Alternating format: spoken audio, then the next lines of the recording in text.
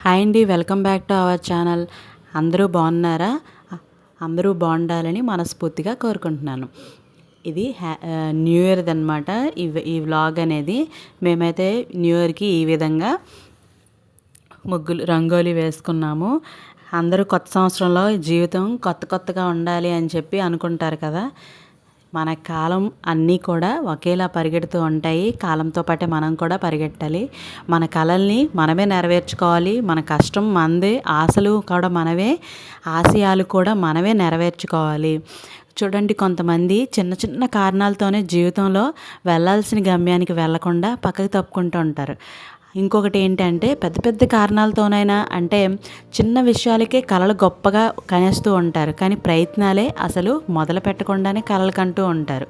కొంతమంది ఏంటి, లేనిపోని కారణాలతో జీవితంలో ఓడిపోతుంటే, సరే ప్రయత్నం చేసి ఓడిపోతే అది ఒక పద్ధతి అని అనుకోవచ్చు. కానీ ప్రయత్నమే మొదలు కాకుండా ఓడిపోయామని ఇంట్లోనే కూర్చుంటారు. ఇలా చేసుంటే బాగుండు, అలా చేసుంటే బాగున్ను అని కొంతమంది అనుకుంటారు. ఇతరులకు సూక్తులు చెప్తూ బతికేస్తారు మరికొందరు. కానీ అప్పుడే ప్రయత్నం చేసుంటే కనీసం ఆ ఆశయం కోసమైనా ప్రయత్నం చేశామనే తృప్తి అయినా మిగులుతుంది కదా అని మరికొందరు బతికేస్తూ ఉంటారు. అయితే ఇలా ఈ బతికడం గురించి ఒక కథ అయితే చెప్పిందండి మా ఫ్రెండ్. ఆ కథ మీతో కూడా నేను షేర్ చేసుకుంటాను. నాకు చాలా బాగా అనిపించింది. ఆ కథ ఏంటో చెప్పనా? ఆకాశంలో ఎగురుతున్న గెద్దను చూస్తూ ఉంటాం కదండి మనం. మన కంటికి అది కోడి పిల్లల్ని ఎత్తుకుపోయే పక్షిలా మాత్రమే కనబడుతుంది కదండి. కానీ దాని జీవితాన్ని పరిశీలిస్తే ఎలా ఉంటుందో చూద్దాం. మనిషి జీవితానికి స్ఫూర్తినిచ్చే ఓ గొప్ప కథ అనమాట అండి ఇది. గద్ద జీవితకాలం 70 సంవత్సరాలండి. గద్దకి 40 ఏళ్ళు వచ్చేసరికి గోళ్ళు బాగా పొడవుగా పెరిగి ఆహారాన్ని పట్టుకోవడానికి అసలు ఆ గోళ్ళు సహకరించవన్నమాట. పొడవైన దాని ముక్కు కొన వంగిపోయి ఉంటుందన్నమాట. మనకెలాగా ఆ వయసు వచ్చేసరికి మనం ఎలా వంగిపోతామో అలాగా. ఈ కారణంగా ఆహారం పట్టుకోవడం కష్టమవుతుందంట.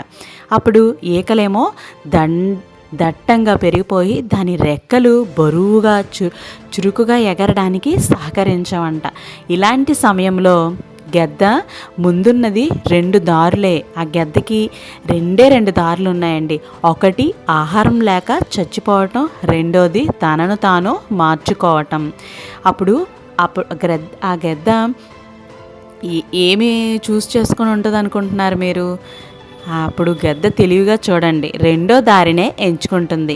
ఆ మార్పునకు చాలా రోజులు పడుతుందంట. అప్పుడు మార్పు కోసం తన దగ్గరలో ఉన్న ఒక ఎత్తైన కొండను స్థావరంగా అక్కడికి వెళ్ళి పెరిగిన ఆ ముక్కు కొనను ఎంత బాధ కలిగినా కూడా నెమ్మదిగా అది ఒలిచేసుకుంటుంది మొత్తం. ఆ తర్వాత ముక్కు మళ్ళీ కాస్త కొత్తగా వచ్చి పదునుగా పెరిగే వరకు కూడా ఎదురు చూస్తూ ఉంటుంది. ఆ పదునుగా పెరిగిన కొత్త ముక్కుతో అవసరాన్ని మించి పెరిగిన కాలిగోళ్లను అలాగే వలుచుకుంటూ ఉంటుంది. ఆ తర్వాత తన రెక్కలు తానే పీకేస్తూ ఉంటుంది. అలా మళ్ళీ కొత్తగా జన్మిస్తుందన్నమాట. బరువుగా ఉన్న తన రెక్కల్ని తేలికైపోతాయి. అప్పుడు చాలా ఈజీగా ఎగరగలుగుతుందన్నమాట. ముక్కు మళ్ళీ పదునుగా మారుతుంది. గోళ్ళు ఏదైనా పట్టుకుంటే వదలకుండా ఉండేలాగైతే ఉంటాయి. మళ్ళీ బతుకు పోరాటంలో దూకేస్తుంది. అసలు గెద్ద జీవితంలో ఎంతో గొప్ప స్ఫూర్తినిచ్చే కథ కదండి ఇది. చిన్న చిన్న విషయాలకే కుంగిపోయి జీవితం నాశనం చేసుకునే బదులుగా పోరాడితే గెలుపు మీ కాళ్ళకు దగ్గరగా వస్తుందని గుర్తుపెట్టుకోండి. మనం గెలవాలి అని అంటే మనలో మార్పు తప్పనిసరి ఉండాలి. అక్కడే ఆగిపోతే మిమ్మల్ని చూసి మీకే బోర్ కొట్టేస్తుంది. ఇక సమాజం మిమ్మల్ని పట్టించుకోవడమే మానేస్తుంది. మనం గెలవాలి అని అంటే సంవత్సరాలు మారాల్సిన పని లేదు. మన జీవితంలో మనకి మాత్రమే మార్పులు రావాలి. అంతే తప్ప సంవత్సరం మారింది కదా అని చెప్పి మన జీవితాల్లో ఏ మార్పులు రావు కదండి. ఒక్క మాట అయితే గుర్తుపెట్టుకోవాలి. అది ఏంటి అంటే, ఎప్పుడూ కూడాను ఎవరో వస్తారు, ఏదో చేస్తారు అని కాకుండా నీ రాత రాసేది ఎవరు, నీ దారి మార్చేది ఎవరు, అసలు కలలు నీవి, కష్టం కూడా నీదే, తలిచేది నువ్వే, తలబడేది కూడా నువ్వే, ఓటమి నీదే, గెలుపు కూడా నీదే.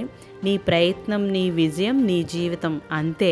అంతే తప్ప నా జీవితంలో వేరే వాళ్ళు వస్తారు, ఏదో చేస్తారులే అని అనుకోవటం అసంభవం. అలా అనుకుని ఉన్నన్ని రోజులు కూడా మన జీవితంకి ఎవ్వరు రారు, ఎవరు ఏమీ చేయరు. ఎవరి కోసం ఎదురు చూడటం వృధా. మన నిత్య జీవితంలో ఎన్నో కష్టాలు, ఎన్నో అనుమానాలు, ఎన్నో అవమానాలు పడుతూనే ఉంటాం కదా. అలాంటప్పుడు అటువంటి సమయంలో ఏదో ఈ నెగిటివ్ ఎనర్జీ మనల్ని వెనక్కి లాగుతుంది అని అనుకున్నప్పుడు, అలాంటప్పుడు మనం ఒక మోటివేషనల్ ఒక స్టోరీస్ కానీ ఏదైనా విన్నట్లయితే మనకు ఎంతో కొంత కొంచెం ధైర్యంగా అయితే అనిపిస్తూ ఉంటుంది. ఒక మంచి మాట చెప్పినప్పుడు కూడా మనలో ఒక కొత్త ఉత్సాహం అనేది మన జీవితాన్నే మార్చేస్తుంది. ఇది మాత్రం అస్సలు ఊహించరు. అంత మార్పు, ఎంతో కొంత ధైర్యాన్ని మన బాడీలో పాజిటివ్నెస్ అనేది నింపుతుంటుంది. ఇంకొకటి, ప్రతిరోజు ఉదయం నిద్ర లేవగానే ఒక్కసారి మన లక్ష్యాన్ని మనం గుర్తు చేసుకోవాలి.